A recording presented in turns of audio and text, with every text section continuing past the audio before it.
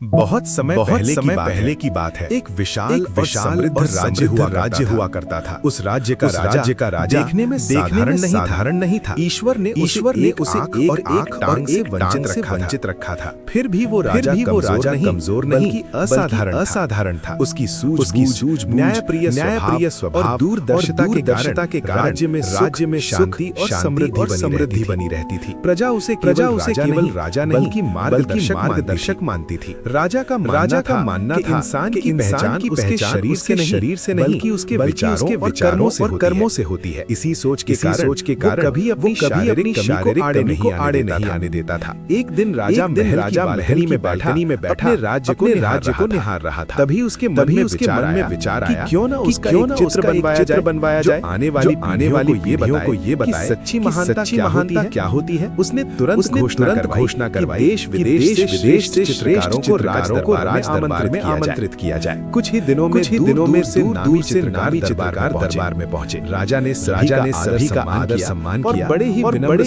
स्वर में कहा, मैं चाहता हूँ मेरा ऐसा चित्र बनाएं जिसे देख प्रेरणा ले। चित्रकार राजा की बात सुनकर सोच में पड़ गए। वे राजा की शारीरिक स्थिति को देखकर असमंजस में थे। उनके मन में डर कि यदि चित्र में राजा की कमी स्पष्ट तो राजा नाराज हो सकता है और अगर वे छिपाने की कोशिश करेंगे तो चित्र अस्वाभाविक लग सकता है। धीरे हिम्मत पर विजय पाली। एक कर सभी चित्रकारों ने हाथ जोड़कर क्षमा मांगी और चित्र बनाने से इनकार कर दिया। दरबार में एक अजीब खामोशी छा गई। तभी दरबार के कोने में खड़ा एक साधारण वेश में चित्रकार आगे आया। उसके चेहरे पर विश्वास था, आवाज में दृढ़ता। उसने कहा, महाराज यदि आप अनुमति दें मैं आपका चित्र बनाना चाहता हूं। मुझे विश्वास है आपकी सच्ची छवि प्रस्तुत कर सकूंगा। राजा ने उसकी आंखों में मुस्कुराकर स्वीकृति दे दी। चित्रकार ने बिना समय गवाए काम शुरू कर दिया। कई घंटों तक तन्मयता से